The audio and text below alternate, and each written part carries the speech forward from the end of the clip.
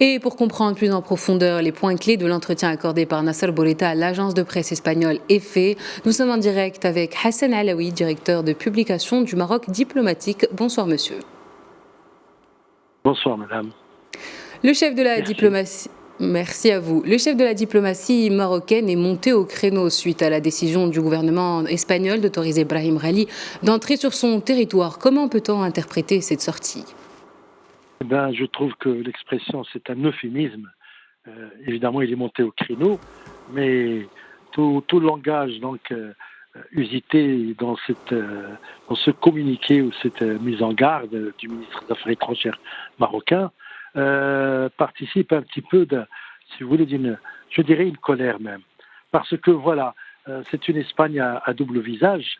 Quand il s'agissait autrefois, souvenez-vous-en, de Pinochet, de tous les dictateurs d'Amérique latine et tout, l'Espagne était en première ligne pour les arrêter et les remettre éventuellement à la justice.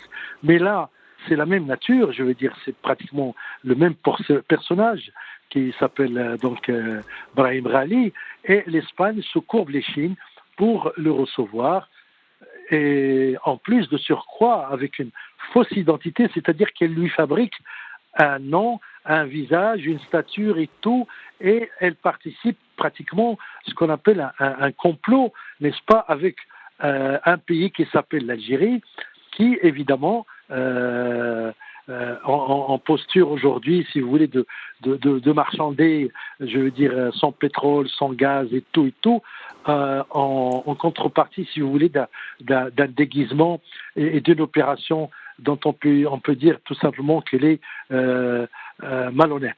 Et donc, M. Bourita a eu raison d'interpeller l'Espagne, le gouvernement espagnol, et d'exiger des explications claires et nettes, comme le suppose une amitié franche et sincère qui, soi-disant, existe entre les deux pays depuis toujours.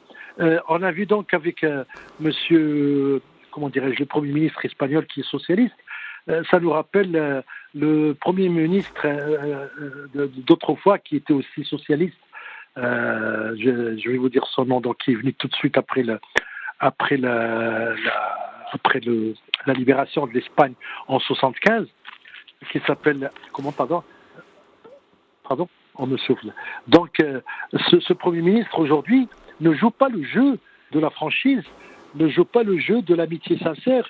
Il a préféré jouer les cartes du catimini, du secret, de la trahison dans le dos du Maroc. Et naturellement, on est en droit de se poser la question: où va cette relation? Où vont un petit peu les démarches, si vous voulez, du Maroc pour améliorer la relation avec l'Espagne? Et naturellement, on se pose la question encore et toujours, on se posera toujours cette question, si l'amitié va tenir encore par rapport à ce forfait. D'ailleurs, le Maroc s'est toujours abstenu d'ingérence dans les affaires de Madrid en refusant de recevoir les séparatistes espagnols. Nasser Bourita l'a rappelé avec l'exemple catalan. Oui, bien sûr, mais le Maroc ne fera jamais, le Maroc ne violera jamais, si vous voulez, les liens d'amitié avec un pays voisin, nous restons le voisin direct, avec des relations en principe privilégiées, avec une histoire partagée, en commun, avec la géographie, il n'y a que 13 kilomètres qui nous séparent.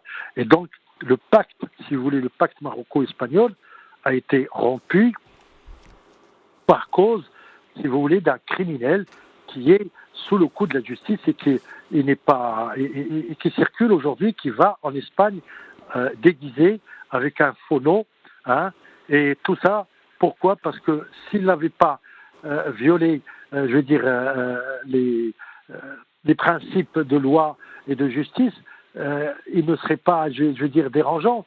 Par contre, là, il est sous le coup de la justice. C'est un criminel de guerre, c'est un animé de l'intégrité territoriale du Maroc, et le Maroc ne fera jamais ça à l'Espagne.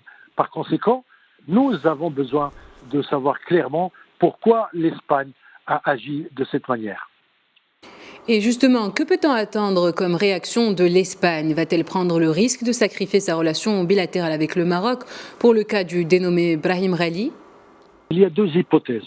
Ou bien le sieur Brahim Ghali est soigné et donc sort de l'hôpital et ensuite il est remis dans les mains de la justice, auquel cas nous saurons donc, nous applaudirons et nous attendrons les résultats, ou bien il est soigné, il sort et de la même manière il quitte le territoire, n'est-ce pas, espagnol, impunément, et auquel cas, évidemment, le Maroc prendra, si vous voulez, les mesures nécessaires pour réviser, et pourquoi pas pour réviser, pour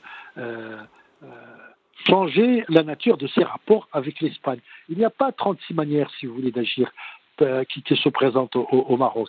Il n'y a pas une autre façon, il n'y a pas un autre modus operandi. C'est ça ou ça.